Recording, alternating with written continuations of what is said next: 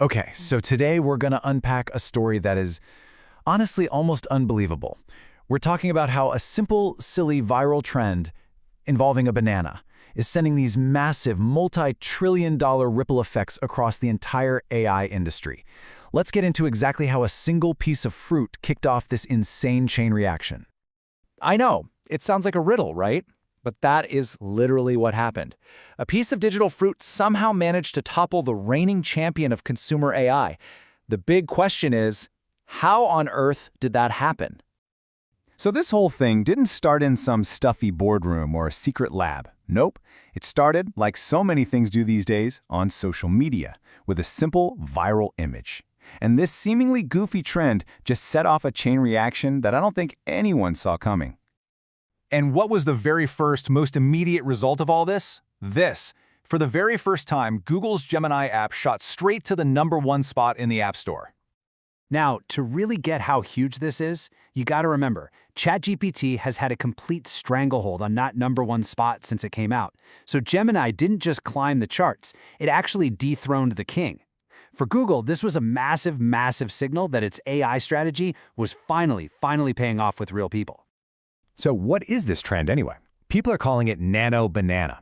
Basically, users are taking a regular photo, of their favorite celebrity, their dog, whatever, and they're using Gemini's AI to turn it into a little 3D figure, complete with that plastic toy packaging. It's super visual, it's super shareable, and yeah, it went completely viral.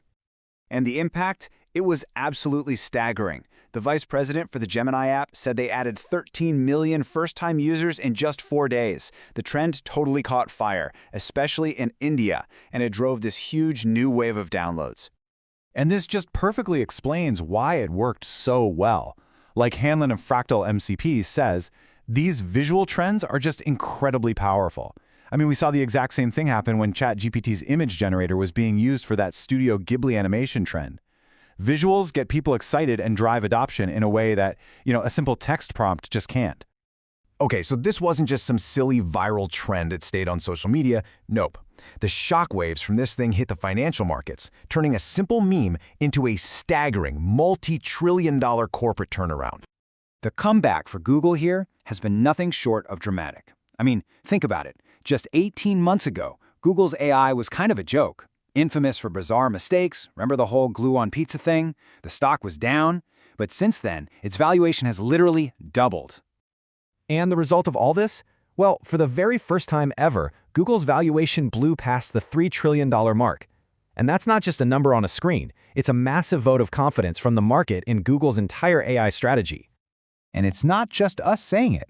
Analysts like Justin Patterson are drawing a straight line between these two things.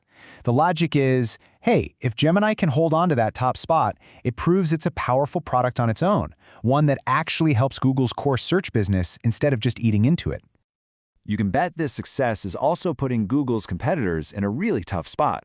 Meta is pretty widely seen as falling behind in the AI image race. And Apple? Well, ironically, Apple is now the one providing the platform, the iPhone, for Google's biggest AI win in a long time. But, there's always another side to a boom like this. This incredibly rapid shift in technology is creating huge disruption. And that disruption, it has a very, very real human cost. Just listen to this incredibly blunt quote from the CEO of Fiverr, the big marketplace for freelancers. He sent this warning out to his company months ago, pretty much signaling that the way we all build and create things is about to fundamentally change. And, well, that warning, it just became a reality. Fiverr announced it's laying off 250 employees. That's about 30% of its entire staff, as the company completely restructures for this new AI-driven world. But here's where it gets kinda wild. At the exact same time Fiverr was announcing these massive layoffs, its revenue was actually up 15%. The very AI disruption that's costing people their jobs is also creating this booming demand for new freelancers who specialize in AI services. It's a total paradox. And listen, this isn't just a Fiverr thing. It's happening at Google too. Google itself just recently fired over 200 contractors. And what was their job? To evaluate Gemini's answers and help make the AI sound more human. So it seems like the very jobs created to train AI are now also being disrupted by that same AI. So is there another way? Well, some companies are trying to find one. The AI audio company 11 Labs just launched this new service they're calling Productions, and it's a really interesting hybrid approach.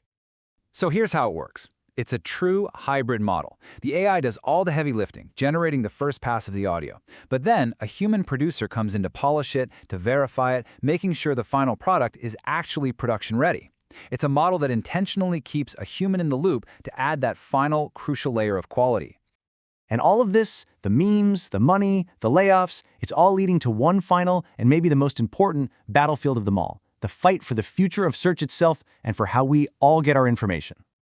And it really boils down to this one simple but massive question. For decades, search has been about that list of 10 blue links. Is that whole era just over? Even one of Google's own VPs basically breaks down the shift like this. In the old days, you wanted a factual answer and a list of links. But now, what we want is changing. We want contextual answers and AI summaries right there on the page. It's a fundamental change in what we expect from search. So what does Google have to say about this? Well, here's their defense of AI overviews. They argue that, yeah, they want a healthy ecosystem, they want to send traffic to publishers. But user preferences are changing. They have to evolve to meet those new demands. They see it as a balancing act in a space that's changing super fast. Which really leaves all of us with one final and pretty critical question to think about. As these AI models become the main way we get information, summarizing articles, news, everything for us, we have to ask ourselves, who or what is ultimately writing the story that we all get to read?